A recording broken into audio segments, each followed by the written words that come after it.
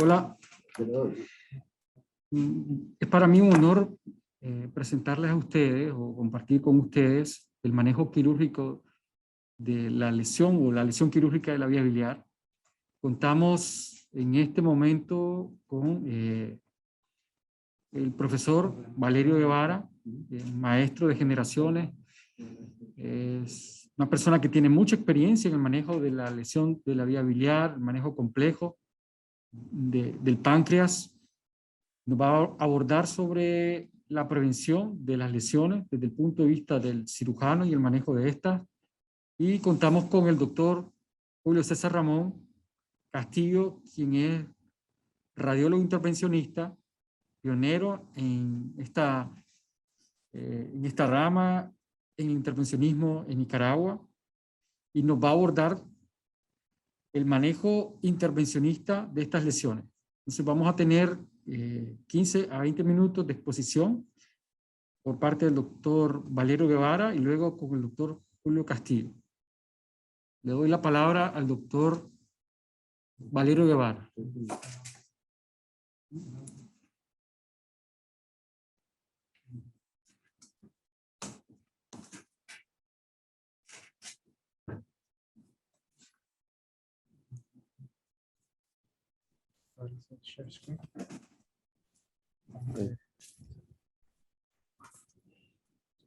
Buenas tardes, soy el doctor Guevara y vamos a hablar un poco más que todo sobre cómo evitar la lesión de la vía biliar.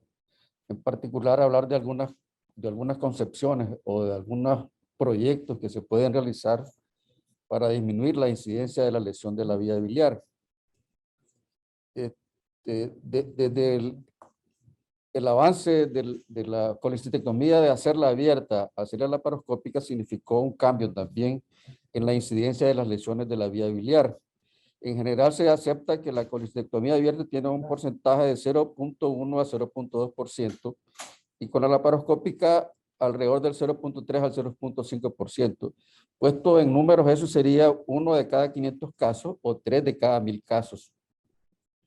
En los inicios de la laparoscopía, la incidencia de la lesión de la vía biliar aumentó considerablemente, incluso para preocupar a centros que atendían estos casos, porque los pacientes que venían de lesiones de vías biliares por colecistectomía laparoscópica estaban engrosando el segmento de pacientes para trasplante de hígado. Entonces, por eso fue que se ha generado digamos, una conceptualización acerca de crear una filosofía de evitar la lesión, es decir, una filosofía de no exponerse a la lesión de la vía biliar por diferentes mecanismos. Y la otra cosa que puede aumentar el número de casos, en general, es hacer lo que se llama la colecistectomía por puerto único. Entonces, es decir, operar por un solo puerto también puede aumentar la cantidad de lesiones. Por otra parte, también considerar que la cantidad de lesiones va a mantenerse en un número fijo. Es decir, el servicio de cirugía que tiene una meta de frecuencia cero de lesiones no va a poder, porque siempre va a haber lesiones debido a algunas alteraciones anatómicas en la vía biliar. Se estima que más o menos un 30 hasta un 49% de cirujanos van a producir una lesión de vía biliar durante toda su carrera. La razón es la disposición anatómica de los segmentos biliares del lado derecho del hígado, que tiene diferentes maneras de drenar. Incluso algunas veces va a drenar hasta el lado izquierdo y algunas veces drena hacia la zona inferior, en la zona de disección de la colecistectomía, que es lo que expone anatómicamente a la lesión. Por otra parte, la lesión de vías biliares produce un incremento de los costos hasta un 125% con respecto a la colecistectomía laparoscópica sin complicación. Por otra parte, también hay que reconocer que el diagnóstico temprano incide en el manejo y en la evolución de estos pacientes. Los pacientes que tienen una lesión de vía biliar que es diagnosticada en el transoperatorio y son tratados adecuadamente, la evolución posterior va a ser igual a que si no lo hubieran tenido la lesión. Es decir, que la calidad de vida no va a ser alterada de ninguna manera. En esta parte también tiene que ver si tenemos disposición de colangiografía intraoperatoria. La colangiografía intraoperatoria, aun cuando no va a evitar la lesión, pero va a disminuir la complejidad o la gravedad de la lesión. Es decir, si hacemos diagnóstico temprano de la lesión, la evolución del paciente va a ser mucho mejor si se hace un diagnóstico tardío. Los pacientes que tienen diagnóstico tardío los vamos a ver con dolor abdominal, con sensibilidad abdominal, fiebre, náuseas y van a morir particularmente por sepsis.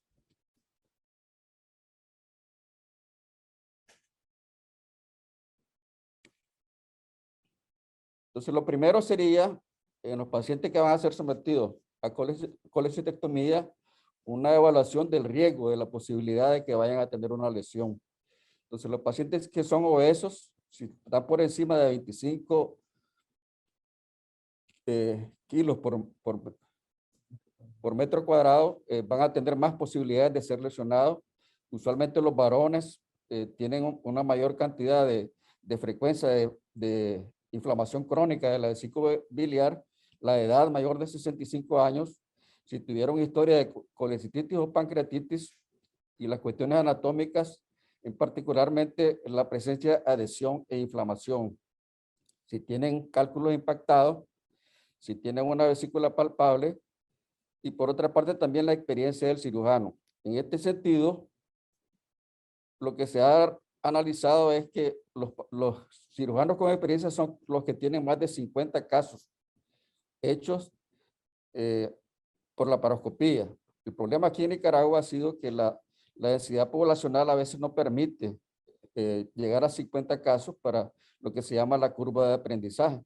Entonces, probablemente en esto puede incidir la formación de los cirujanos, tratar de reducir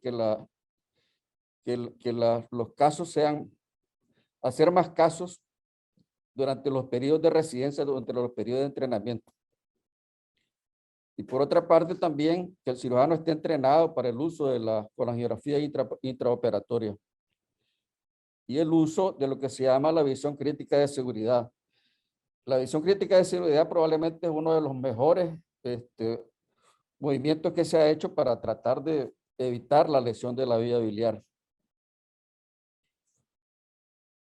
Los factores de riesgo de lesiones son la laparoscopía, son la desorientación espacial, un buen entrenamiento en técnica quirúrgica y los factores locales como inflamación y sangrado. Y considerar los variantes de la anatomía biliar. Estas variantes son las que exponen y mantienen en esta frecuencia la posibilidad de lesión, porque la manera de presentarse es en la zona de la disección de la colecistectomía.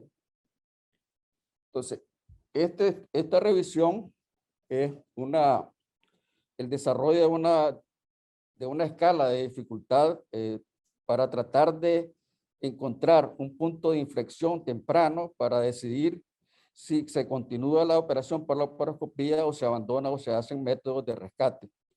Entonces, se revisaron más o menos 62 videos de un servicio de laparoscopía y se dieron a revisar a diferentes expertos para que le dieran un nivel de complejidad a la imagen inicial cuando el cirujano entra para realizar la laparoscopía. Y encontró que el score 1 no hay inflamación y hay facilidad para levantar la vesícula. El score 2 hay mínimas adhesiones, hay inflamación, pero no interfiere con la habilidad para levantar la vesícula. En el 3 hay adhesiones moderadas e inflamación que hacen más difícil levantar la vesícula y puede ser que haya evidencia de bloqueo del conducto cístico por piedras. Y los dos severos son el 4, que hay mucha inflamación, hay ocultamiento de la vesícula y no se puede levantar la vesícula. Y el score 5 es inflamación severa y a veces perforación de la vesícula. Entonces, estas serían las imágenes. Este es el score 1. No hay adherencia, se puede levantar y se puede ver bien la zona de la disección. Este es el score 2. Hay mínimas adherencias, pero la vesícula puede levantarse. Este es el score 3. Hay algunas adherencias en la base de la zona de disección.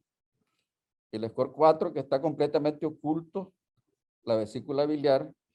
Y el score 5, que es la perforación.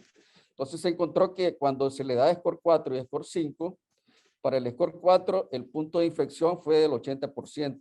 Es decir, que el 80% de esos pacientes que tenían clasificación de score 4 fueron sometidos a un procedimiento de rescate, ya sea el uso de colecistostomía o el uso de las que se llaman las colecistectomías subtotales, ya sea por la laparoscopía o por la técnica abierta.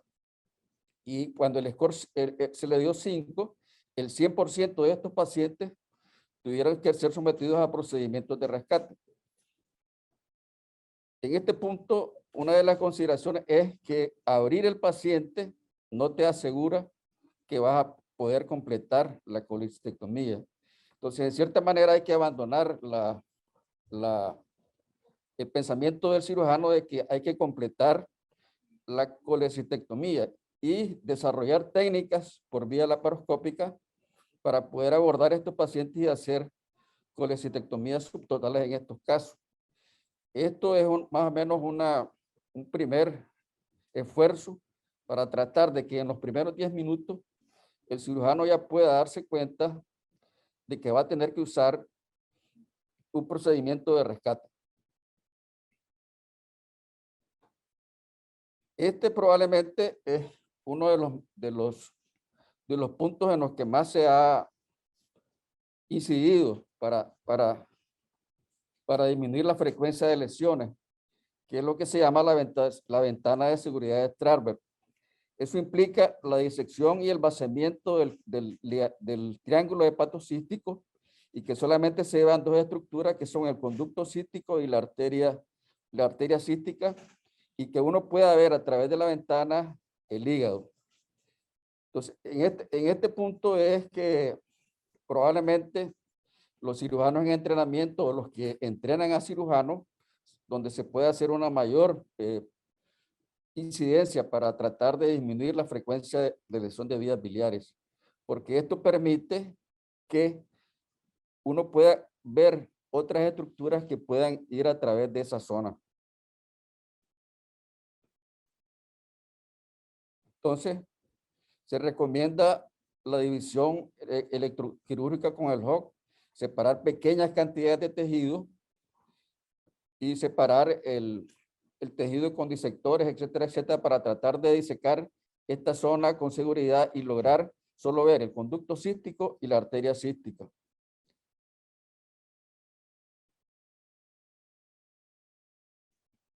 Otro de los puntos es la manera de proponer la disección. Se debe tener una pinza para levantar la vesícula y una pinza para separar el cuerpo, el conducto cístico del hígado, para tratar de no alinear el conducto cístico con el conducto hepático, con el conducto biliar común, porque esa es una de las causas de las lesiones.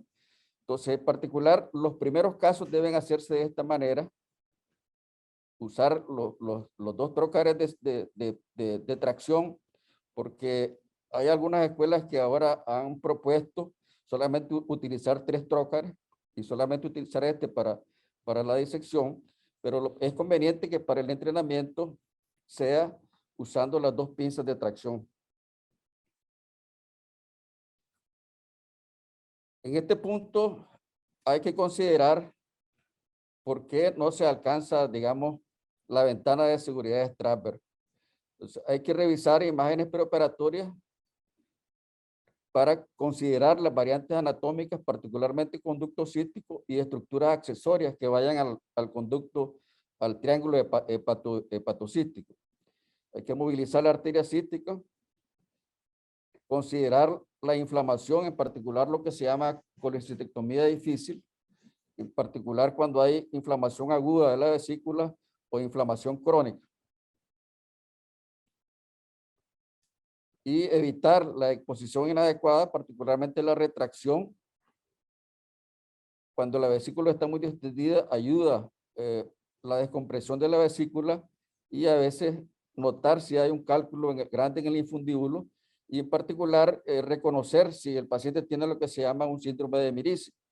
El síndrome de Mirice es una de las cosas que más predisponen a la lesión de la vía biliar principal. Entonces, las estrategias para evitar las lesiones de conductos aberrantes es evitar nociones preconcebidas de la localización de las estructuras y siempre considerar que puede haber conductos aberrantes en el área de disección, particularmente el segmento posterior del lado derecho del árbol biliar.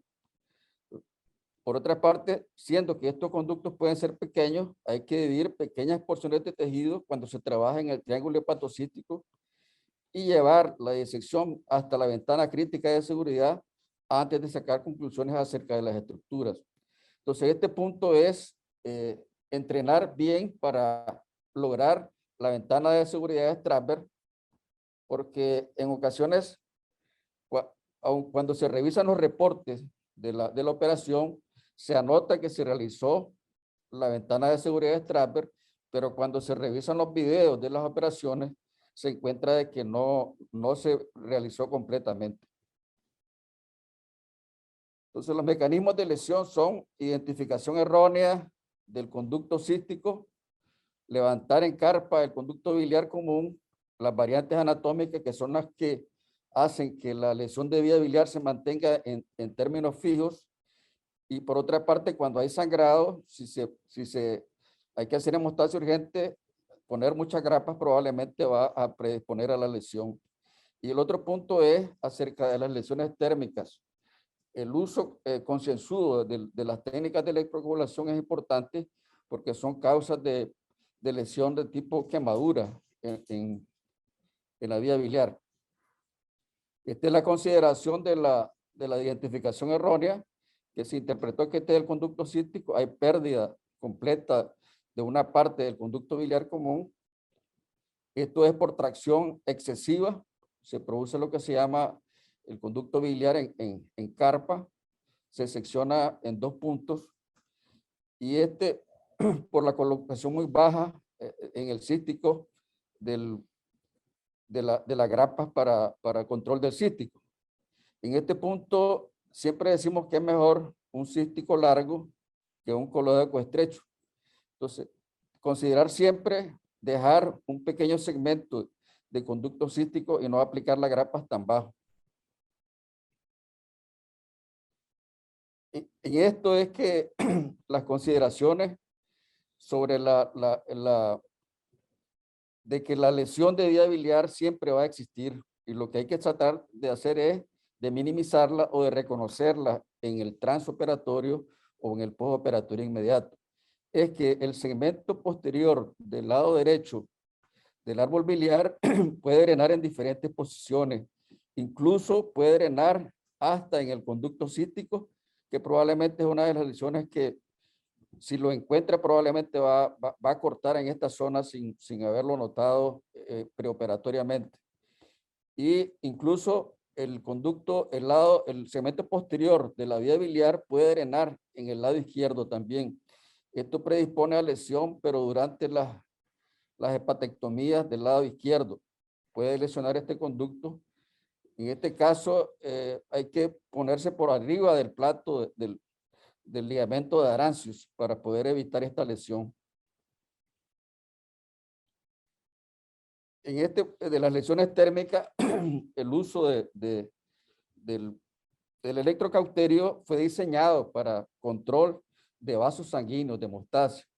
Entonces, hacer biliestasis con aparatos de electrocoagulación lleva a un daño más importante porque se intenta hacer control de una fuga biliar por electrocoagulación, lo cual es completamente inadecuado.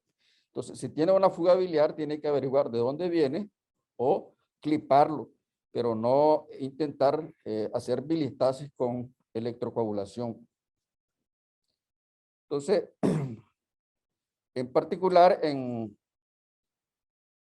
para el desarrollo de la colecistectomía laparoscópica, incluso en hospitales donde no se ha iniciado la práctica de esta cirugía, serían unas reglas de oro el uso de equipos de alta calidad de imagen, el uso del triángulo hepatocístico como orientación, valorar el tamaño de los elementos, el cístico y el conducto biliar común para evitar confundirlos, y evaluar siempre la presencia de otra estructura distal inesperada en la disección del triángulo hepatocístico, o sea, en la disección de conseguir la ventana de seguridad de Strasberg. Y por otra parte, desarrollar más o menos en lo personal el punto de inflexión, que es cuando uno cree que no va a poder terminar la colecistectomía por laparoscopía y tiene que hacer otros procedimientos para corregir el problema, pero sin ocasionar una lesión. Entonces, es importante siempre establecer la ventana de seguridad de Strasberg, tener un conocimiento más importante o un poco más avanzado para la gente que opera de la anatomía relevante en relación al segmento posterior del lado derecho del árbol biliar, utilizar una exposición y retracción apropiada, y el último punto es saber cuándo pedir ayuda. Es decir, si tenemos dudas, si hay mucha inflamación de por medio, si tenemos una imagen así como la del score 4 y el score 5, probablemente es mejor llamar a alguien para solicitar una opinión o desarrollar algún método de consulta intraoperatoria para tratar de disminuir la incidencia de la lesión de las vías biliares. El otro punto es, si la lesión ocurrió, tratar de meterla dentro de un sistema de clasificación de la lesión de los conductos. Desde 1982, que comenzó con la clasificación de Bismuth, se han desarrollado alrededor de unos 15 métodos para clasificar, que van desde Bismuth hasta el que se llama Atom, que es el más avanzado. Es un poco complejo realizar la clasificación por este método. Fue desarrollado por Fingerhut a petición de la Sociedad Europea de Cirugía Endoscópica.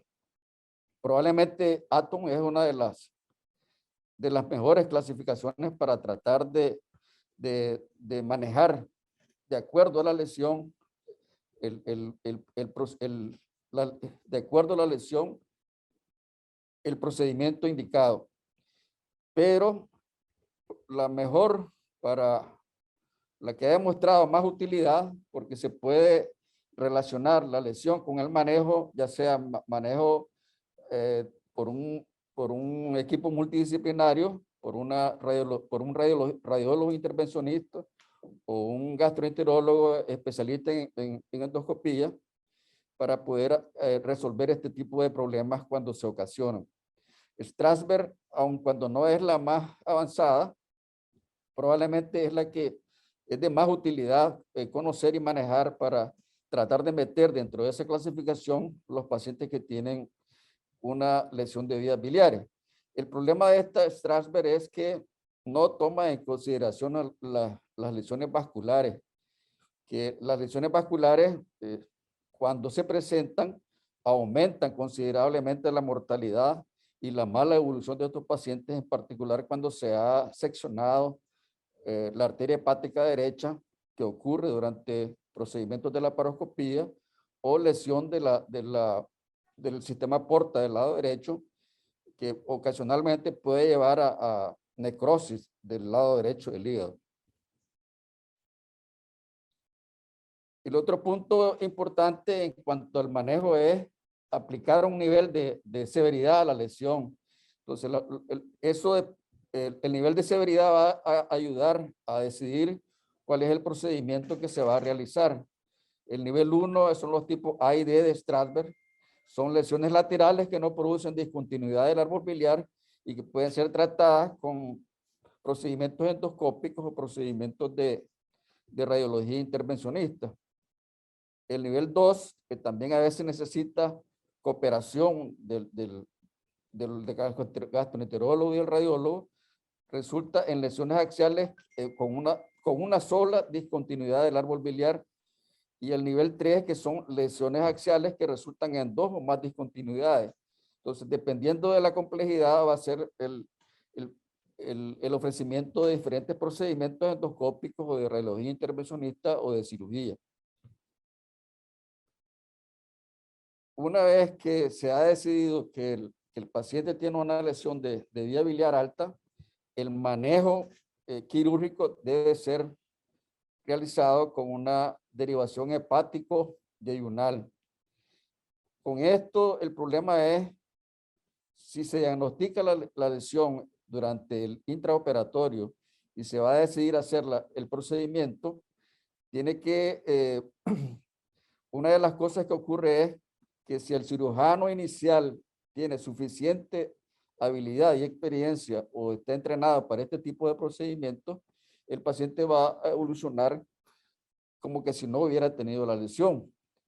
El problema es cuando un cirujano X que va a realizar su primera hepático-yeyunostomía probablemente no sea una buena idea. Y estos son los pacientes que deberían ser trasladados en el momento de que se diagnostica la lesión sin ser sometidos a ningún procedimiento.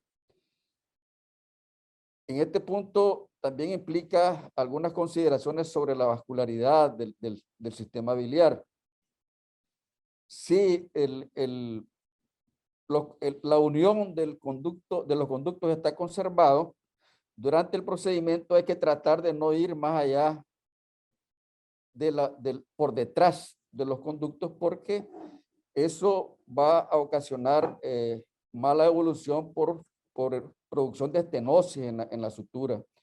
Entonces, si se ha conservado la unión, hay que seguirla conservando porque si llegamos por detrás en la disección o hacemos mucha disección, probablemente la evolución va a ser mala con producción de estenosis temprana, aun cuando la estenosis siempre es un peligro en este tipo de operaciones. Si los conductos están desconectados, como puede pasar que a veces incluso hay 3 conductos en esta zona, tratar de convertirlos a una sola anastomosis. Entonces, y tratar de que esta anastomosis, como que si fuera una anastomosis de tipo vascular, es decir, con mucho cuidado, disección mínima, tratar de no dejar de vascularizar la zona de la disección. Por otra parte, cuando son reoperaciones, es importante hacer una evaluación de la vasculatura. Primero averiguar si las arterias hepáticas están intactas o han sido dañadas en el procedimiento previo. Entonces los pasos, digamos, el mayor trabajo debe hacerse en crear una cultura de prevención de la lesión. Entonces, tratar de categorizar los pacientes en los pacientes que tienen mayores posibilidades de tener condiciones para que se vaya a producir una lesión de vía biliar, y esos pacientes manejarlos con cirujanos con experiencia en cirugía laparoscópica. Y cuando se está operando, hacer una máxima tracción cefálica del fondo vesicular y evitar alinear el conducto cístico con el conducto biliar común.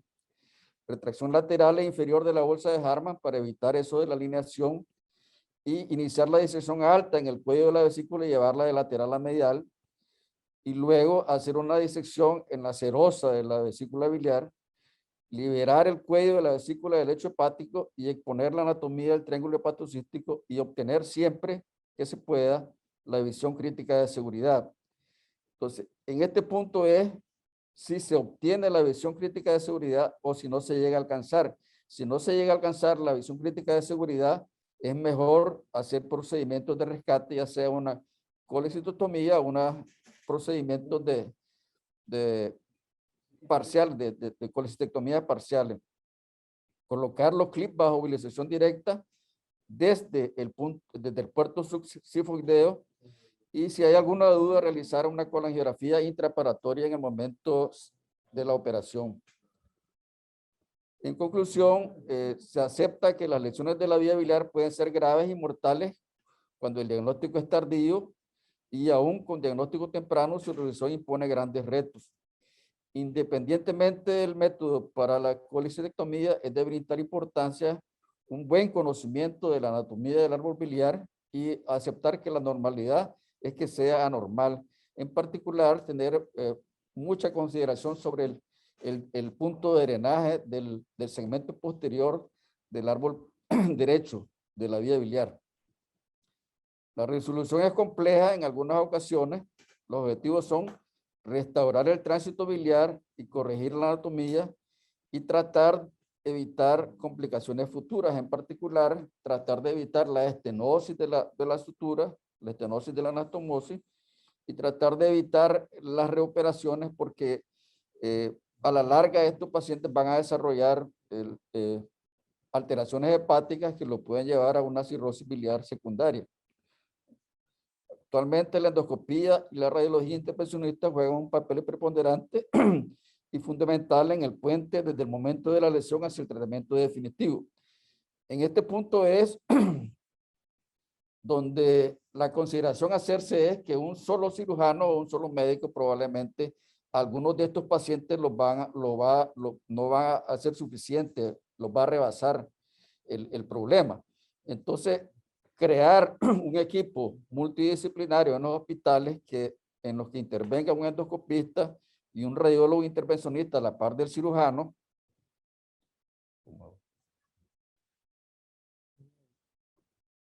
A la par del cirujano para crear un equipo multidisciplinario para manejar mejor estos pacientes. Y por último, considerar que a través del tiempo, la derivación biliodigestiva tipo hepático y ionostomía es el tratamiento definitivo y mejor para este tipo de lesiones, aun cuando han sido ofrecidos otro tipo de procedimientos, pero en el tiempo este es el que más se ha manejado como el tratamiento más efectivo para esto.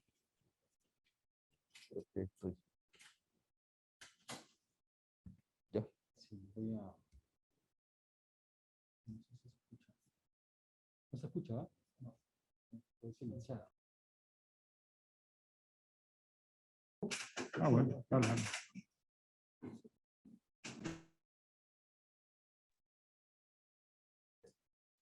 Bien, pasaremos ahora a la ponencia del doctor Julio César Castillo y luego pueden ir haciendo sus preguntas ya para quedarnos después respondiendo las preguntas que tengan tanto para el doctor Castillo como para el doctor Valero de Abar.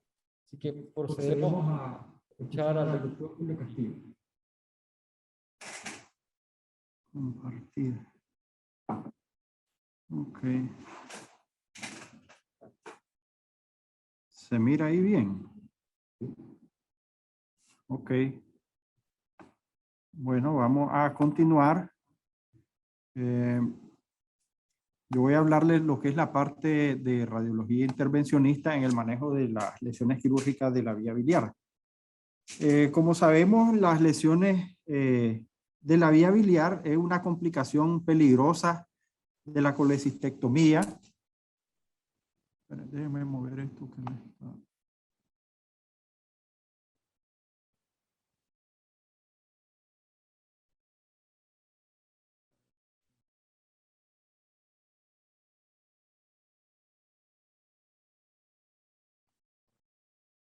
Una complicación peligrosa de la colecistectomía con secuelas operatorias que son significativas en lo que es los términos de la mortalidad, la calidad de vida de los pacientes y los altos costos económicos, tanto para el paciente como para la sociedad. Todos sabemos, ¿verdad?, que este tipo de complicaciones es una complicación potencialmente devastadora, ¿verdad? Desde todo punto de vista, ¿verdad? Porque este tipo de lesiones te puede dar complicaciones tempranas, intermedias y tardías. Pues esto se vuelve un calvario tanto para el cirujano, ¿verdad?, que entraba para una cirugía electiva que se iba a ir al día siguiente el paciente, ¿verdad? Y que salga esta complicación realmente un problema, ¿verdad? Serio y obviamente para el paciente, ¿verdad? Porque puede tener complicaciones a largo plazo, incluso cuando se piensa que las correcciones han sido adecuadas. Y como dijo el doctor Guevara, la incidencia estimada anual de este tipo de complicaciones ha aumentado cuando se pasó de lo que es la cirugía abierta, que tenía una incidencia del 0.2 al 0.3%, a la cirugía laparoscópica, ¿verdad? Que se aumentó a niveles de 0.4 a 1.5%, ¿verdad? En la incidencia anual. Aunque sabemos que estos números son relativamente bajos, debido a que la cirugía, la colecistectomía laparoscópica es una cirugía tan común, ¿verdad? Ya los niveles de cantidad de casos se vuelven importantes. El cirujano debe estar preparado en el manejo especial de estas lesiones. La mayoría de las lesiones de vías biliares se reconocen durante el procedimiento quirúrgico o inmediatamente después del mismo. Sin embargo, hay otras que se reconocen hasta en el periodo operatorio, y esto se traduce con un aumento de las complicaciones, con tratamientos retrasados y inapropiados muchas veces. El diagnóstico específico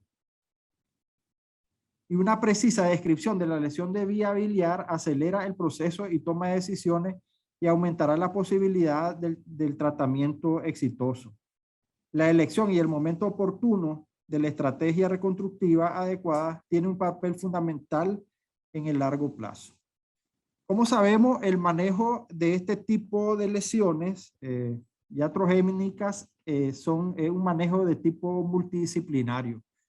En los hospitales debe estar constituido un equipo que esté integrado por el cirujano, por el endoscopista y por el radiólogo intervencionista, y si tenemos posibilidad de tener un cirujano patobiliar, pues muchísimo mejor. El manejo exitoso, ¿de qué depende?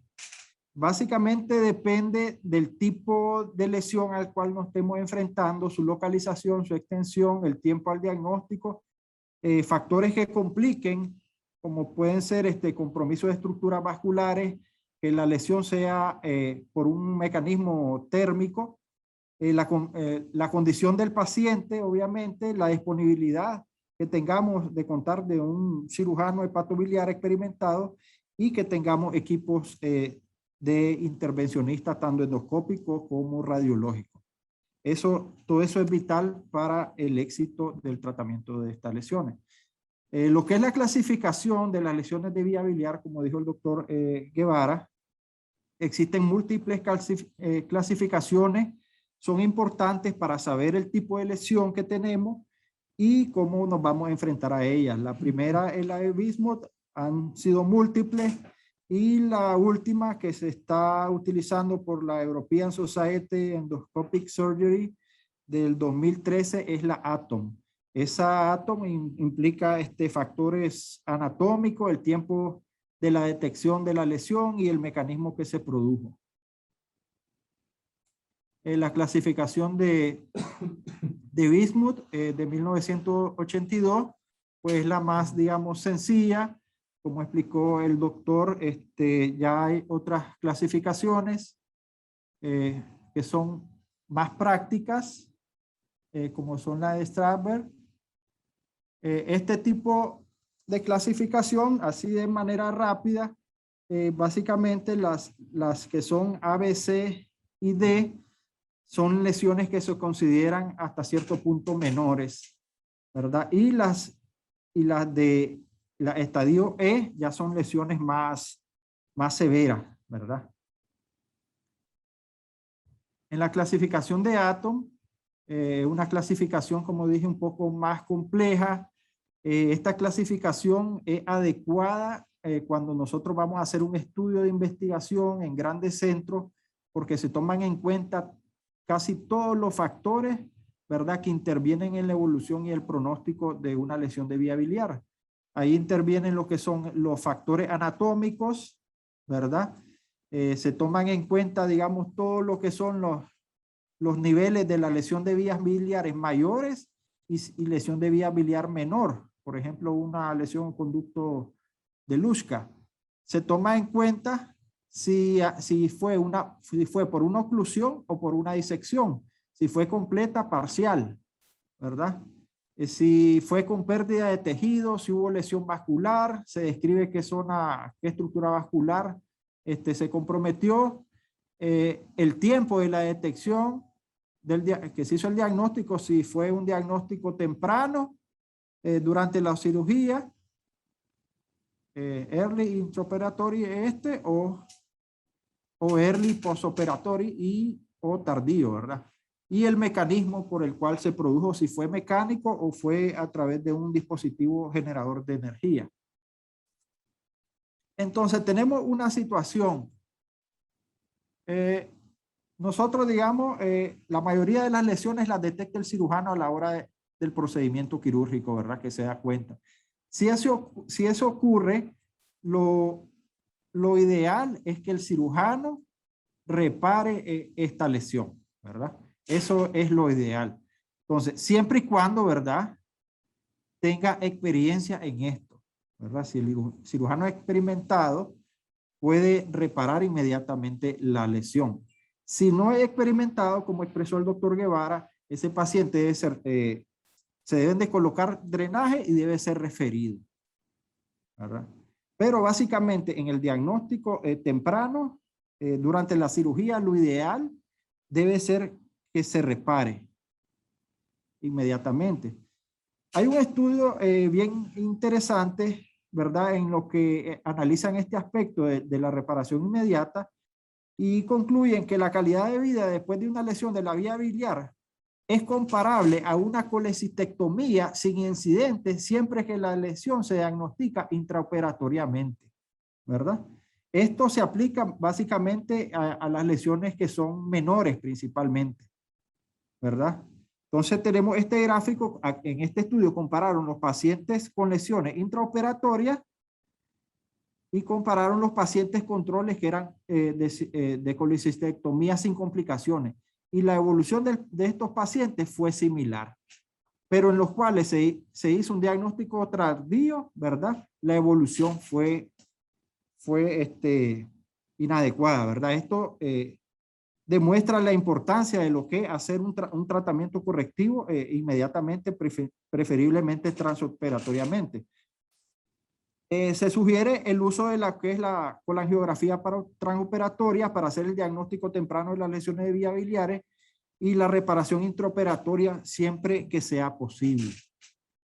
Ahora tenemos la otra situación, ¿verdad? Si ya no se detectó la lesión intraoperatoriamente, tenemos la situación de que el paciente fue operado con colecistectomía, se iba a ir al día siguiente, pero el paciente no está en buenas condiciones, ¿verdad? El paciente no se recupera adecuadamente. Tenemos que recordar aquí los signos de alarma, ¿verdad? En estos pacientes, como son la fiebre, el dolor abdominal, distensión, ictericia. Si un paciente que fue operado con colecistectomía al día siguiente no tiene una buena evolución, ya hay que ir pensando que puede tener una lesión de la vía biliar. Realizar pruebas de función hepáticas, pruebas PCR para determinar sepsis y los estudios de imagen. La imagenología tiene un papel fundamental en lo que es el diagnóstico de las lesiones de la vía biliar, también en lo que es determinar la localización y extensión y en guiar el tratamiento. El método diagnóstico, ¿qué método diagnóstico debe ser utilizado para evaluar la lesión de vía biliar? Aquí tenemos esta lista de todos los métodos diagnósticos que podemos utilizar. Desde la gammagrafía, el ultrasonido, tomografía, resonancia magnética, con la famosa colangioresonancia o colangiopancreatorresonancia magnética, lo que es la colangiografía transhepática percutánea, que es un procedimiento ya intervencionista, la colangiografía endoscópica retrógrada, o conocida popularmente como CEPRE, y lo que es la fluoroscopía inyectando medios de contraste durante la cirugía o a través de catéteres percutáneos que se hayan realizado. Entonces, tenemos que saber que nosotros vamos a utilizar casi siempre más de un solo método, ¿verdad? Usualmente es adecuado iniciar con el ultrasonido para detectar colecciones líquidas que pueden hacer diagnóstico de fuga biliar. El otro procedimiento bien útil para iniciar el diagnóstico es la tomografía. De hecho, la tomografía es superior al ultrasonido para detectar colecciones líquidas pequeñas, ¿verdad? También sirve, al igual que el ultrasonido, la tomografía para detectar dilataciones de vías biliares. Los otros procedimientos, ¿verdad? Como son la colangioresonancia magnética, se considera el estándar de oro para evaluar la vía biliar. La tomografía y el ultrasonido son buenos para detectar que hay una dilatación o que hay líquido, pero ni la tomografía ni el ultrasonido son capaces de detectar a dónde está la lesión, ¿verdad? Ahí es donde fallan esos métodos diagnósticos. Por eso es que se tiene que hacer o una colangioresonancia o colangiografía o CEPRE o durante el acto quirúrgico hacer una colangiografía o si tenemos catéter, ¿verdad? Porque esos son los que nos van a permitir clasificar la lesión. Aquí tenemos una imagen de un estudio de angiografía, ¿verdad? Como sabemos, a esos estudios no disponemos aquí en el país, pero esto consiste en inyectar un radiofármaco que va a ser captado y eliminado por el hígado. Este tipo de método diagnóstico es capaz de detectar el radiofármaco cuando se fugue fuera de la vía biliar. Tiene el inconveniente de que la resolución espacial es mala, ya es decir, no podemos diferenciar bien la estructura anatómica. Además que si tenemos un paciente que tenga función hepática comprometida, puede que no sea útil, o si tiene una fuga masiva, igual no vamos a ver bien de dónde se sale el radiofármaco. La tomografía, como les dije, es útil para ver colecciones, pero también tiene una ventaja importante que es para ver las estructuras vasculares, ¿verdad? Cuando hay sospecha de una lesión de tipo vascular, tenemos que hacer tomografía, generalmente una tomografía trifásica de hígado o trifásica del abdomen, ¿verdad? Para tratar de detectar esas lesiones vasculares que siempre, si hubo una lesión de vía biliar, hay que buscarla, ¿verdad? Porque si no la buscamos, probablemente, si el paciente no está sangrando, solo tiene una lesión, una estenosis o algo, o está ligado, probablemente no la detectemos. Por ejemplo, este caso, ¿verdad? Bastante interesante, podemos ver el hígado, el lóbulo izquierdo se mira en la fase arterial, se mira más blanco, y el lóbulo derecho se mira más oscuro. Este paciente tenía una ligadura de la arteria hepática derecha que si no se ha hecho tomografía no se hubiera diagnosticado. Lo que es la colangiopancreatografía por resonancia magnética, si es que estas cositas de aquí me están tapando. Okay, entonces la colangiografía por resonancia magnética es, como les dije, el estándar de oro para evaluar la vía biliar. Permite ver las vías biliares, permite ver las estructuras que están por fuera de las vías biliares, ¿verdad? Y es el mejor método no invasivo definitivamente para evaluar lo que son las vías biliares.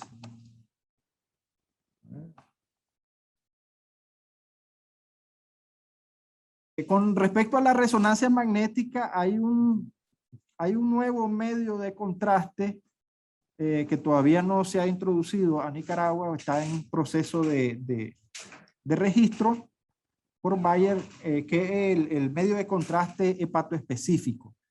Ya, este medio de contraste hepatoespecífico tiene la particularidad que es captado por el hepatocito y es eliminado por las vías biliares. Entonces, este medio de contraste permite visualizar la vía biliar y en el caso de las lesiones de la vía biliar permite detectar el sitio exacto de la fuga, ¿verdad? Porque como pueden ver ustedes acá, Esto que se mira aquí es parte de vía biliar y aquí el colédoco, ¿verdad? Entonces, el medio de contraste puede verse y se puede detectar el punto de fuga.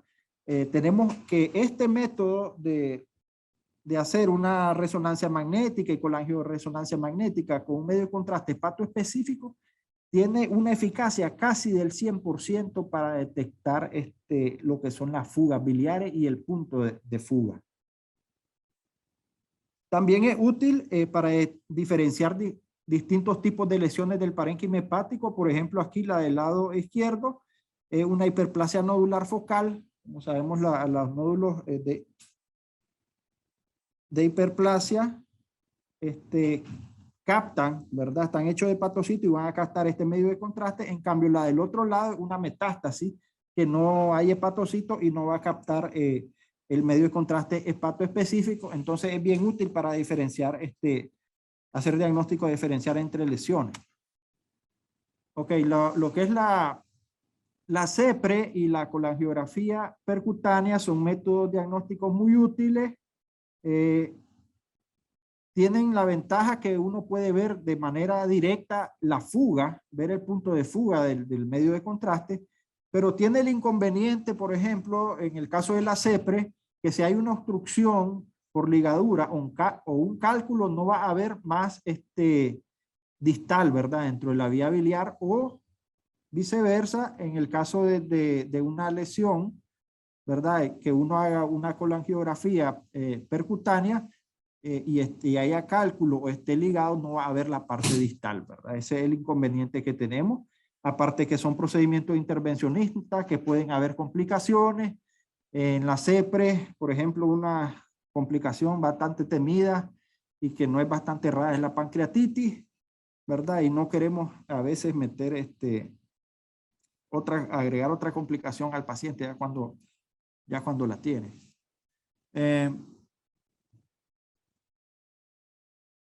Entonces, ya una vez que discutimos esto, tenemos que plantearnos la pregunta, ¿realmente es importante hacer una colangiografía en un paciente que ya sabemos que tiene una lesión de vía biliar?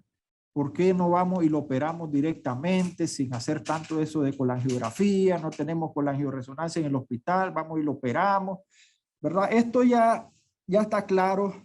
Esta pregunta ya está clara desde hace muchos años, digamos, en este artículo de 1995, ¿verdad? En el que se evaluaron 88 pacientes con lesiones de vía biliar tras una cirugía laparoscópica. Miremos qué interesante estos resultados.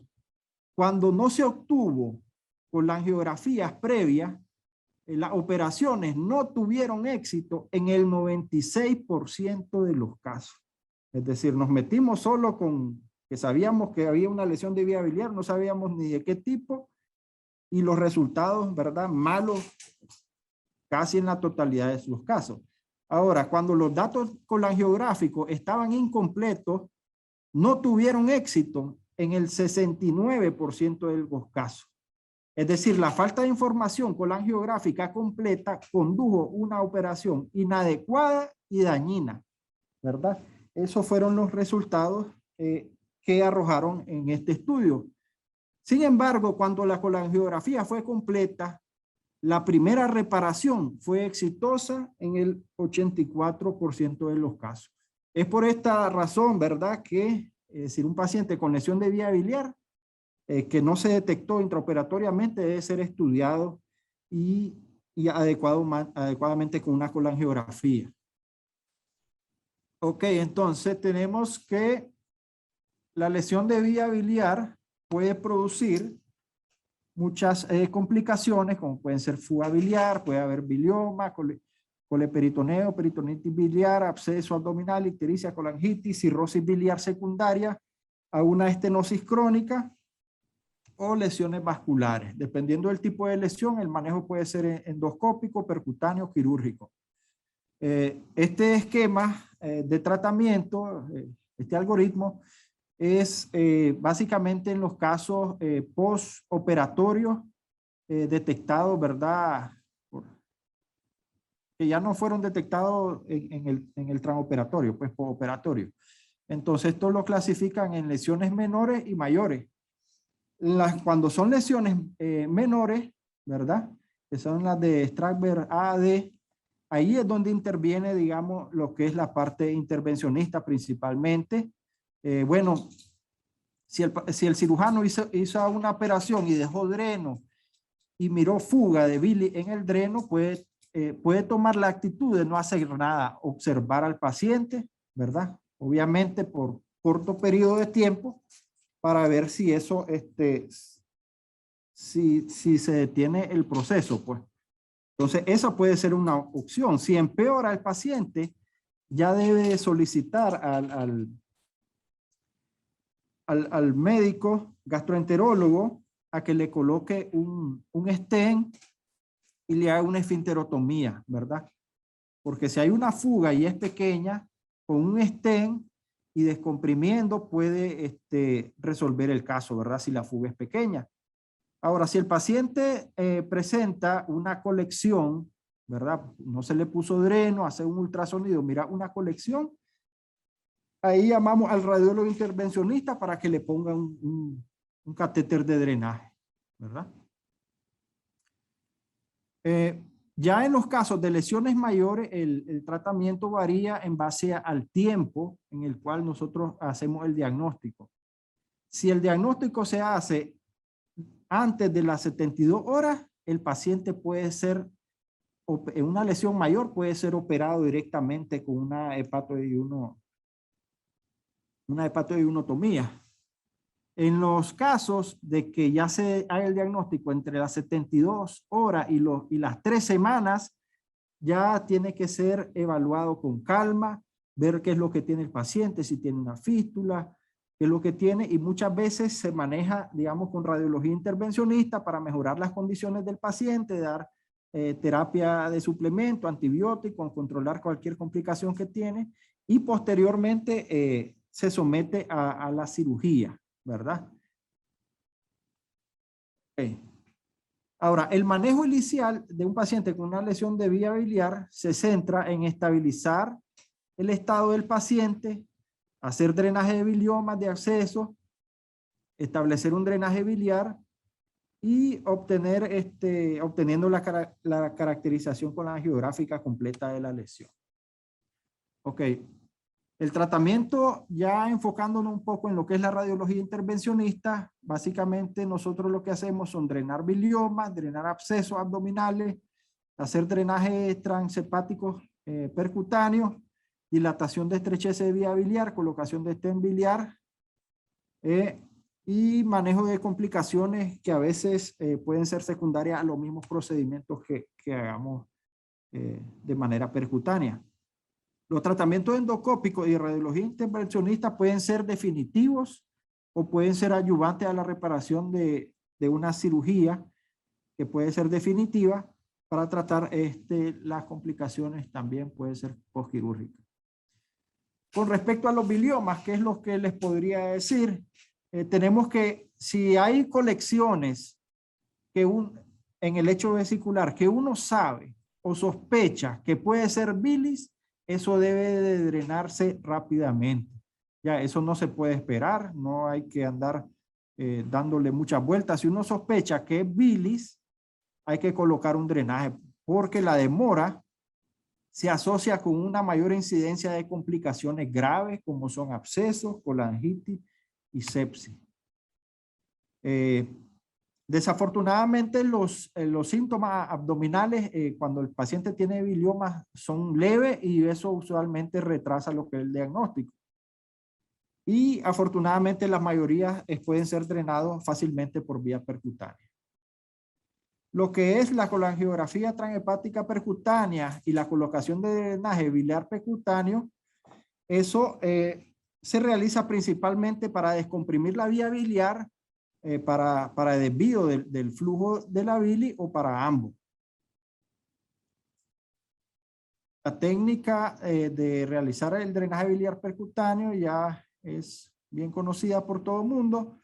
Se coloca una aguja chiva de 22 gauss, ¿verdad? Se agarra la vía biliar. Usualmente nos asistimos del ultrasonido para colocar la aguja en la vía biliar y posteriormente metemos una guía fina colocamos después un dispositivo que se llama NEF para hacer el cambio de la guía fina a una guía de mayor calibre, y después se pasa la guía de mayor calibre y se intenta, ya sea con solo la guía o con la ayuda de un catéter, negociar la estrechez y pasar la guía hacia el intestino, y después se coloca el catéter, ¿verdad? A veces no es posible, digamos, colocar el catéter dentro del intestino, pues no dejar un catéter de drenaje interno. Pero si el paciente está en agudo, con un proceso de colangitis, no importa, ¿me entiendes? Cuando está un paciente con una colangitis, con que quede drenando externo, ya es suficiente, porque a veces la manipulación puede dar puede caer en sepsis el paciente. Ok, vamos a seguir un poco rápido. Lo que es la fuga biliar puede ser tratada con colocación de catéter de drenaje percutáneo, ¿verdad? Para diferir lo que es el paso de la bilis. Complicaciones a largo plazo de las lesiones de vía biliar, la estenosis de la anastomosis, ¿verdad? Que se presentan, podemos tratarla. Las otras complicaciones, colangitis recurrente y la cirrosis biliar. Ok, vamos a avanzar ya para ir terminando. En la estenosis altas, podemos colocar catéteres. En estenosis Strasberg E4, que hay que estén comprometidos la unión de los dos conductos hepáticos, podemos colocar doble catéter, ¿verdad? Inicialmente esto se maneja después realizando dilataciones con balones. Vamos a avanzar aquí. Aquí un video de un caso. Rápidamente. Este es un paciente que hicimos este año. Es un paciente que había sufrido una lesión de vía biliar y habían hecho una hepatoide-1 anastomosis, ¿verdad? Y hizo una estenosis de la anastomosis, ¿verdad? Con la técnica igual de Seldinger percutánea transhepática, agarramos la vía biliar, pasamos el catéter, ¿verdad? Cuando hay mucha estrechez, a veces es difícil poder atravesar la zona estrecha. En este caso, digamos, primero tuvimos que pasar un catéter de drenaje porque estaba demasiado estrecho, no podía avanzar el balón. Pasamos el catéter de drenaje para que dilatara un poco. Ese que está ahí, el catéter con el balón. Las dos marcas radiopacas son los extremos donde está el balón. Lo colocamos en el área de estenosis y procedemos a insuflar el balón. Cuando insuflamos el balón, se prefiere utilizar balones que sean de 10 milímetros, es adecuado, ¿verdad? Se infla y eso se deja por varios minutos. En la literatura hay diferentes, hay gente que dice que con 5 minutos, hay otros que dicen 20 minutos, pero se deja por varios minutos y después se colocan catéter. De preferencia, si se puede colocar por los dos lados, se ponen dos catéteres para que el diámetro que hay en la estenosis sea mayor. ¿Ok? Estos son los diferentes protocolos de dilatación percutánea con balón. Es decir, el inconveniente de esto es que este procedimiento hay que hacerlo varias veces, porque para lograr la resolución, eso tiene que insuflarse por lo menos 3 veces. En la mayoría de los estudios se dilata con balón, pero los resultados son buenos. Esa es la ventaja, la mayoría de los resultados son buenos. Ahora, ¿cuál es el impacto a largo plazo de lo que es la lesión de vía biliar iatrogénica? Tenemos este estudio bien interesante que dice que el tratamiento de la lesión de vía biliar, ya sea por endoscopía, cirugía o radiología intervencionista, tiene éxito en alrededor del 90%. Sin embargo, la calidad de vida puede verse afectada incluso después de hacer un tratamiento que, entre comillas, haya sido clínicamente exitoso. La incidencia de estenosis de la anastomosis anda el torto entre el 10 y el 20%.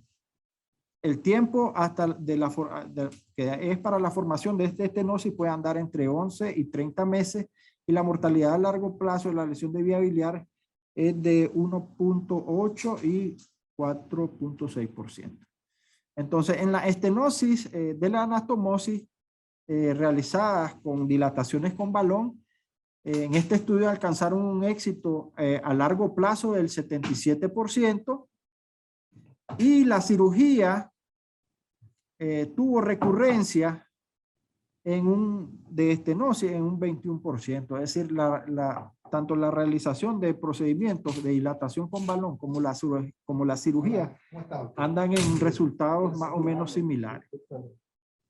Ok, para concluir, la lesión de vía biliar es una complicación peligrosa que siempre debe tenerse en cuenta y tratar de evitarse con las técnicas que explicó el doctor. Requiere un manejo multidisciplinario, referir al paciente o solicitar ayuda. Si no hay experiencia, siempre debe tomarse en cuenta. La reparación quirúrgica inmediata, especialmente de las lesiones menores, debe realizarse y tienen mejor pronóstico. La colangiografía es esencial para plantear el tratamiento, para planear el tratamiento. El drenaje percutáneo es una herramienta fundamental y en muchas ocasiones podría ser el manejo definitivo, y la cirugía siempre puede realizarse si los procedimientos de mínima invasión fallan. En caso de transecciones o ligaduras completas, usualmente se tratan directamente con cirugía. Bueno, muchas gracias por su tiempo y vamos a dar unos minutos para las preguntas. Sí, vamos a dar un par de minutos. Tenemos dos preguntas para el doctor Castillo, de parte del doctor Manfut.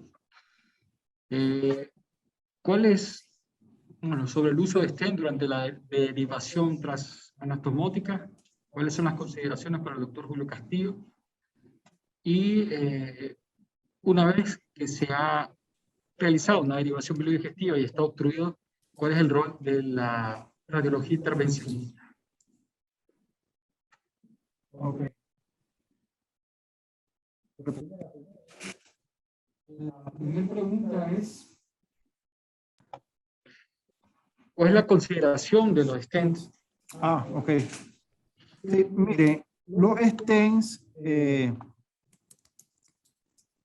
de considerarse más que todo en los pacientes que tienen enfermedades malignas. ¿Por qué? Porque en este tipo de lesiones no les va muy bien porque los stents se obstruyen. ¿Cuáles son los stents que se obstruyen? Todos los stents se obstruyen. Ya, unos se obstruyen de manera más temprana y unos se obstruyen de manera más tardía. Ya, y como estamos con pacientes con lesiones benignas, se van a terminar obstruyendo y se pueden volver también, más que una solución, se puede volver un problema. Entonces, lo ideal es colocar catéteres. Cuando el endoscopista, ¿verdad?, tiene acceso, puede colocar varios stents biliares que puede retirar después. Pero como sabemos, la mayoría de estos pacientes que se presentan con estenosis, porcentaje bien alto son estenosis de la anastomosis. Entonces el endoscopista no puede acceder al sitio de estenosis, y esos son los pacientes que principalmente son manejados por vía percutánea. Entonces ese tipo de pacientes lo mejor es manejarlos con catéteres y con dilataciones con balón. El inconveniente es que estos tratamientos son largos, pues, porque se tienen que hacer por lo menos 3 dilataciones con balón. Se colocan, los catéteres se deben de dejar por largo tiempo, ya, es decir, para evitar que se vuelva a estenosar eso rápidamente. Entonces es un inconveniente que tiene el procedimiento intervencionista, pero yo considero pues que el stent no... En algunos casos uno los puede ocupar, pero no es muy recomendable porque se van a obstruir.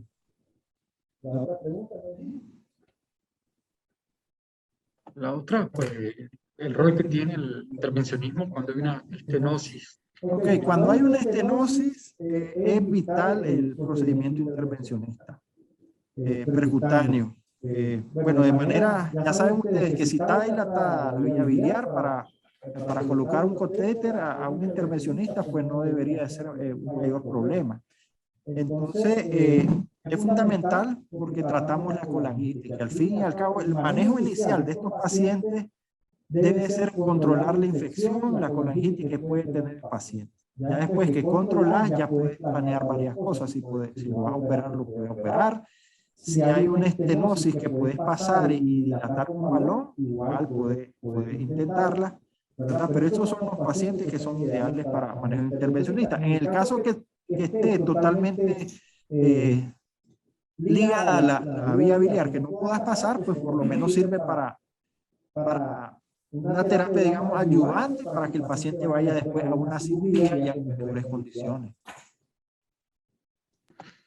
Ok, vamos a hacer una pregunta para el doctor Valerio Guevara, luego vamos a pasarle el micrófono al doctor Bismar Castillo.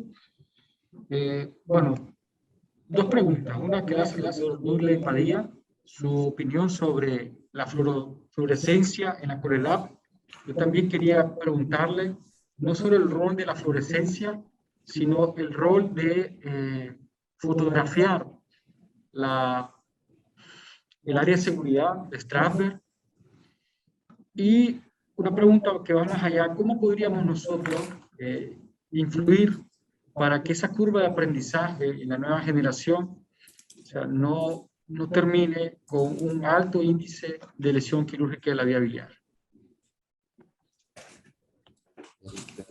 Sobre la maniobra de Strasberg, es Strasberg el que ha hecho las mejores recomendaciones sobre cómo realizarla. Y una de las cosas que se ha programado es grabar la maniobra de Strasberg o hacer fotos y guardarlas en el récord operatorio del paciente para saber que sí se realizó una maniobra de Strasberg. El otro punto es reconocer el punto de inflexión. Es cuando decidimos que el paciente no puede terminarse la colecistectomía por la paroscopía y decidir un procedimiento de rescate, ya sea una colecistectomía o un tipo de maniobra de colecistectomía parcial o algún otro tipo de maniobra de disección, en particular la disección del fondo hacia el ilio, que fue una maniobra diseñada en los 80 por el doctor Moza para enseñar a operar a residentes en cirugía abierta, que es lo que se llama la maniobra de bandera, pero que en el caso de la laparoscopía se puede realizar, se llama maniobra de Fischer, pero considerar siempre que por la laparoscopía puede incidir en la frecuencia aumentada de lesiones vasculares, en particular lesión de la arteria hepática derecha y lesión del sistema portal del lado derecho, porque la inflamación produce acercamiento de las estructuras vasculares hacia la zona de disección de la maniobra de Strasberg, que son los primeros 2 centímetros del tracto cístico. Entonces, hay que reconocer el plano del plato cístico, es decir, los primeros 2 centímetros de la disección en el hiato de la vesícula biliar para evitar las lesiones vasculares que son graves. Aparte de eso, algunas lesiones vasculares inadvertidas son bien toleradas, particularmente la sección de la arteria hepática derecha puede ser tolerada sin ser notada hasta en el postoperatorio con aumento de las enzimas hepáticas. Entonces, la primera consideración siempre es tratar de encontrar el punto de inflexión, es decir, cuándo vamos a decidir no seguir en la penetración por vía laparoscópica o hacer maniobras diferentes por la laparoscopía. Es decir, lo más importante es desarrollar habilidades para hacer la disección por la laparoscopía, porque abrir el paciente no te asegura que vas a completar la operación. En relación al uso de la fuerza hídrica, es una de las técnicas nuevas, modernas, que se ha diseñado para reconocer la vía biliar, pero todavía no es aceptada como de buenos resultados para evitar la lesión, pero puede ayudar y probablemente en el futuro también puede ser utilizada. Pero en general, lo mejor es tener un buen conocimiento anatómico y tener una desarrollar habilidades quirúrgicas. Entonces, en ese sentido es que es necesario que la gente que entrena a sus cirujanos les piden el tipo de cultura de evitar la lesión. Y evitar la lesión, lo que más ha incidido es realizar la maniobra de Strasberg y reconocer cuándo no se puede realizar la maniobra de Strasberg, es decir, reconocer el punto de inflexión y reconocerlo temprano. Por eso es que ese estudio reciente de darle score a la primera impresión al entrar a ver la vesícula biliar es importante, porque te permite que en los primeros 10 minutos uno puede reconocer si tiene un score 4 o un score 5 en la cuestión visual. Probablemente este paciente va a necesitar hacer maniobras de load, es decir, de maniobras de rescate, que son la colecistectomía parcial, que en el pasado se llamó colecistectomía de Tourette, pero que en la actualidad se llama colecistectomía fenestrada o colecistectomía reconstitutiva. En particular con la reconstitutiva, uno de los problemas es que en ese muñón de la bolsa de Hartmann que queda durante la reconstitución de la colecistectomía parcial, pueden formarse piedras o dar problemas en el futuro por fístulas, etcétera, etcétera. Pero lo importante es reconocer cuando no es posible realizar la maniobra de Strasberg. Es decir, todo lo que vaya en el entrenamiento para reconocer la maniobra de Strasberg como una buena prevención de la lesión de la vía biliar es importante. Y por otra parte, la gente que enseña cirugía debe hacer que sus residentes hagan por lo menos una hepático-yeyunostomía durante su entrenamiento. Es decir, si un cirujano en un hospital fuera de la capital tiene que estar capacitado para hacer la colecistectomía, pero también para resolver el problema en el caso de que se presente. Y por otra parte, enseñarle maniobras para detectar la lesión intraoperatoriamente. En el momento de la operación, el mejor escenario para estos pacientes es detectar la lesión en el momento de la operación o en los primeros 2 días posteriores a la cirugía, y que sea realizada la operación por alguien entrenado o alguien que haya tenido alguna actividad en este tipo de cirugías, en particular las derivaciones biliodigestivas. Y por otra parte, seleccionar el procedimiento a una derivación una hepático-yeyonostomía, porque también se pueden hacer derivaciones al estómago, derivaciones al duodeno, las cuales dan malos resultados, en particular por la posibilidad de que haya colangitis postoperatoria, la posibilidad de que haya mucha tensión, haya disrupción de la anastomosis. Entonces, estar claro que el tratamiento, si hay sección de la vía biliar, es una hepático-yeyonostomía. Probablemente la única posibilidad de hacer una anastomosis término terminal es cuando hay una sección limpia de la conducta de la vía biliar principal, que no hay quemadura y que hay buenas posibilidades de hacer la conexión sin que haya tensión. Y obviamente la cooperación de los radiólogos intervencionistas y la cooperación de los cirujanos endoscopistas, de los gastroenterólogos endoscopistas, es de mucha ayuda, porque evita a veces una cirugía mayor, colocar un stent, una sutura primaria de la lesión parcial, si lo hay. Entonces el paciente queda resuelto como que si no hubiera tenido una lesión. Vamos a cederle la palabra al doctor Vilmar Castillo. Hola. Hola. Adelante, doctor. Bueno, gracias, Sergio, por permitirme participar. Felicitaciones a los profesores, al doctor Guevara, muy bonita su charla, y al doctor Ramón Castillo sobre la radiología intervencionista en estos casos de lesión biliar. Pues mi deseo de participar es en relación a lo que comentaba el doctor Castillo. Yo creo que tanto como la radiología intervencionista, también va de la mano la endoscopía intervencionista en estos casos.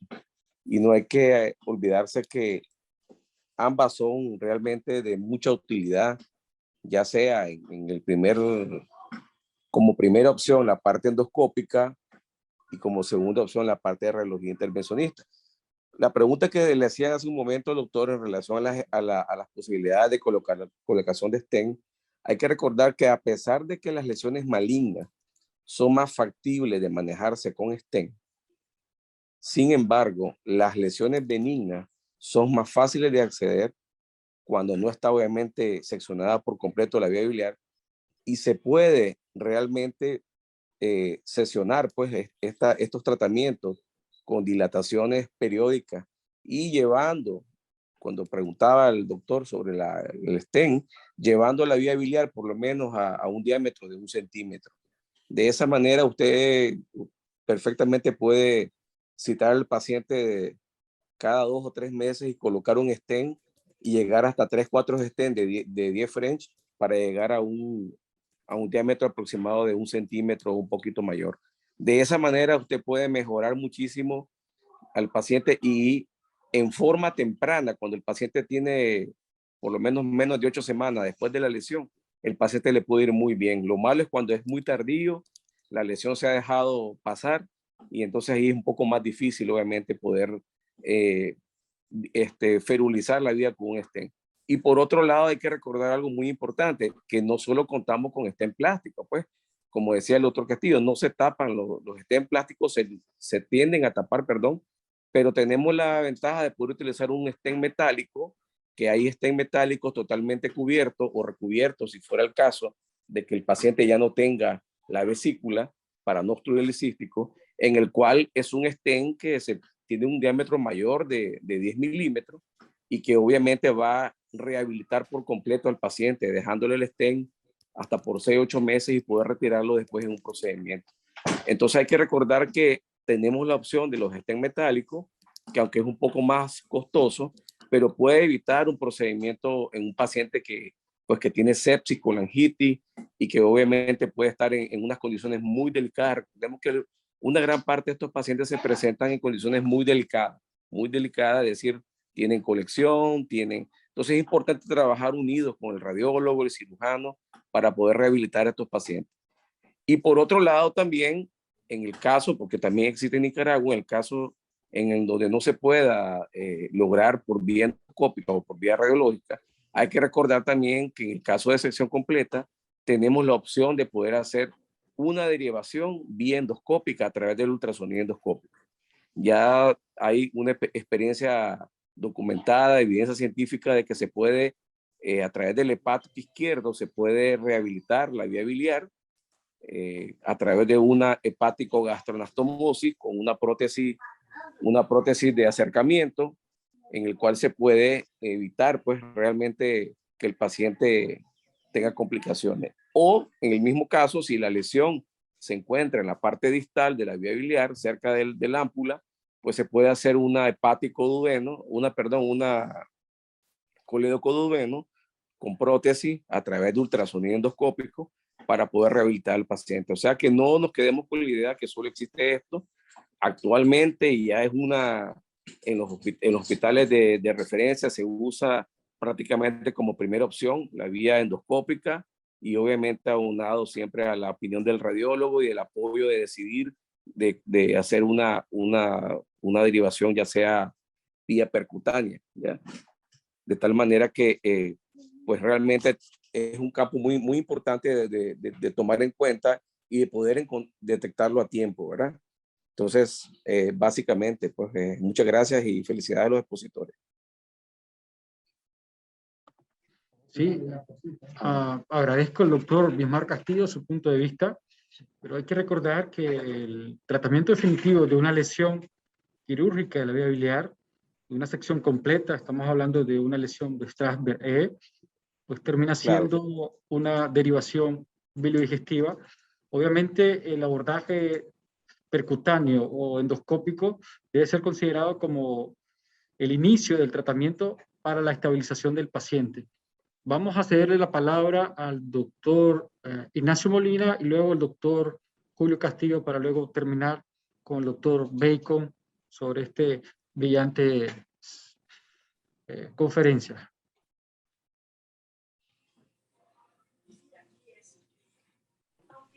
Doctor Molina.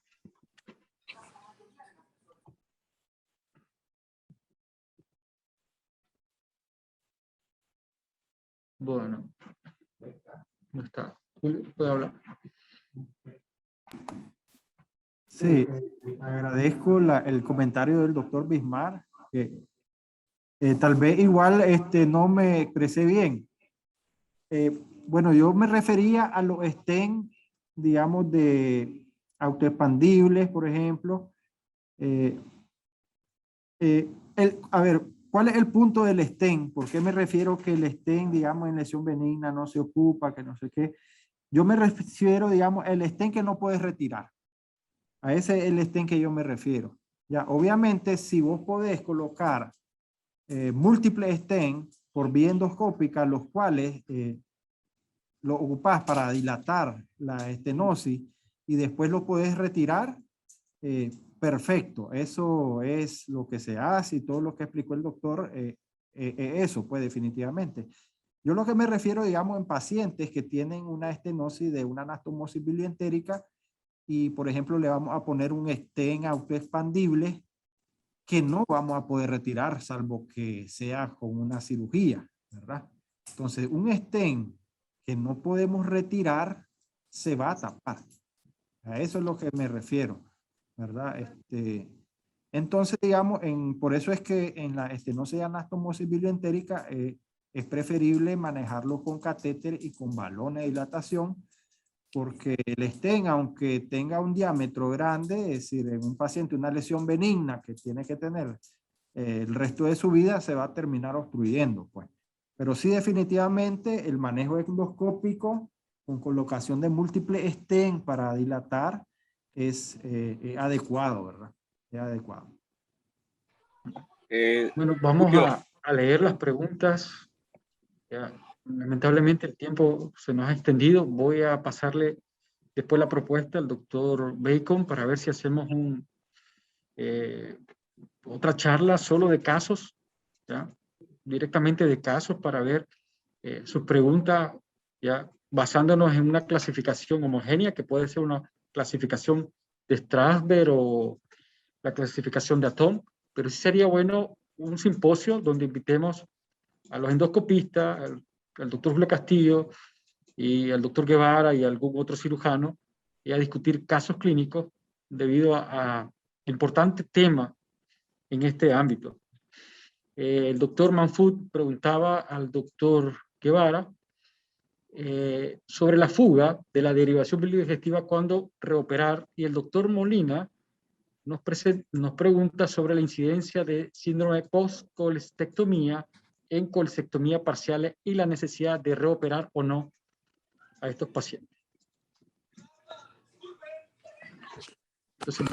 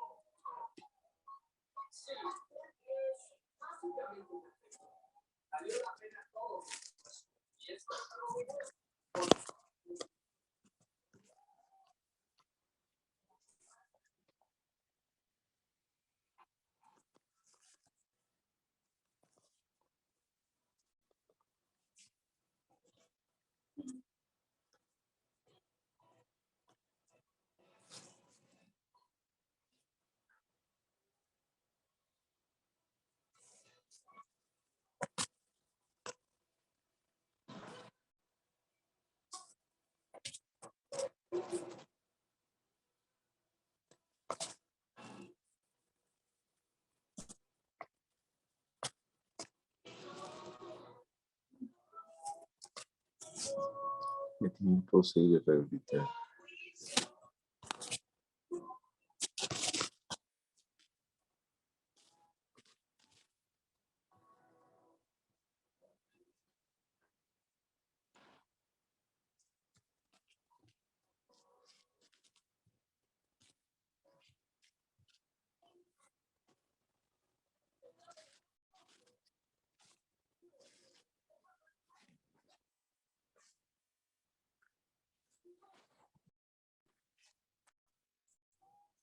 Sí,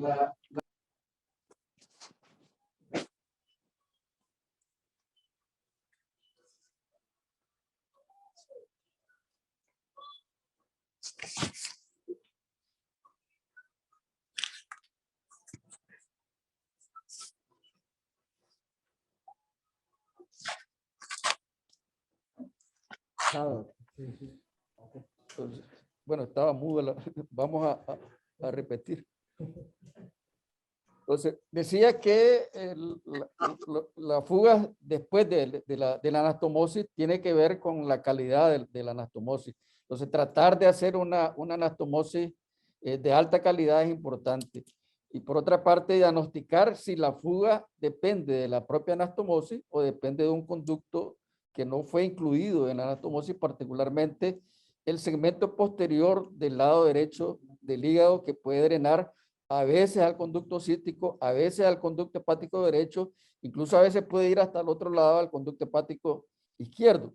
Entonces, primero decidir si la fuga viene de un conducto de ese tipo, de una lesión insospechada, o si viene de la anastomosis. Y reintervenir únicamente en los pacientes en los cuales el drenaje biliar va en aumento. De hecho, cuando hay una fuga y se reopera, el pronóstico del paciente va empeorando en cada reoperación. Algunos pacientes, incluso que hemos tenido manejándolos en reoperación, terminan en procedimientos parecidos a los que se hacen para lesiones congénitas de vías biliares, en la operación de Morillo-Kasai, que es hacer un abocamiento al sistema, al hígado, prácticamente para tratar de drenar este tipo de complicaciones. Es decir, pacientes que en la reintervención, cada reoperación, el pronóstico es más malo. Entonces, en definitiva, solamente reoperar los pacientes en los que el gasto el gasto biliar va en aumento y no disminuye. Y tratar de diagnosticar si es de un conducto que no fue visto durante la operación. Bueno, vamos a darle la palabra al doctor Douglas Padilla y a la doctora Nora Sánchez, por favor, que sean breves.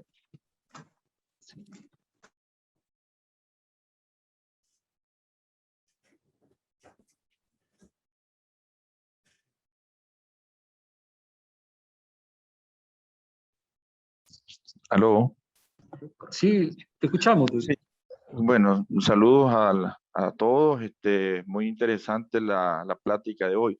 Solo quería hacer un pequeño comentario, ¿verdad? Que no dejemos por un lado la guía de manejo de enfermedad aguda de la vesícula biliar y de la vía biliar, donde todavía aparecen como recomendaciones en caso de vesícula aguda o complicada, el manejo tanto percutáneo a través de el drenaje percutáneo de la vía biliar, de la vesícula biliar, así como el tratamiento endoscópico nasobiliar, tanto para vesícula biliar como para vía biliar. Y de esa manera, pues recomendar la mejoría del cuadro inflamatorio y posteriormente, pues la cirugía. En el entendido que esta es una forma también de reducir las complicaciones. Muchas gracias a todos, saludos, un abrazo. Muchas gracias por su aporte, doctor Douglas Padilla. Y ahora la doctora Nora Sánchez, si tiene alguna pregunta. Doctora Nora.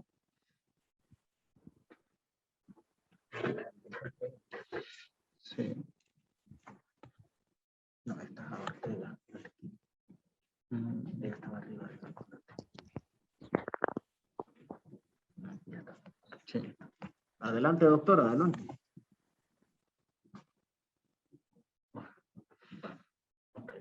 Bueno. Si no, bueno, lo dejo con el doctor Ludwig Bacon, que es el jefe de docencia del Hospital Metropolitano. Muchas gracias, doctor López. Quiero agradecerles a todos y cada uno de ustedes el estar hasta esta hora, ¿verdad? Conectados. La conferencia va a estar en nuestro canal de YouTube de Docencia Hospital Vivian Pelas. creo que a partir del día lunes, ¿verdad? Para que la puedan buscar.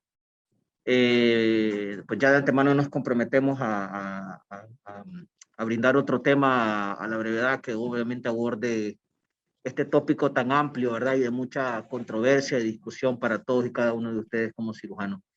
Les agradezco al doctor Castillo, al doctor Guevara, al doctor López, ¿verdad? Por haber hecho este evento realidad, y nuevamente a ustedes. Muchas gracias y buenas noches. Muy bien.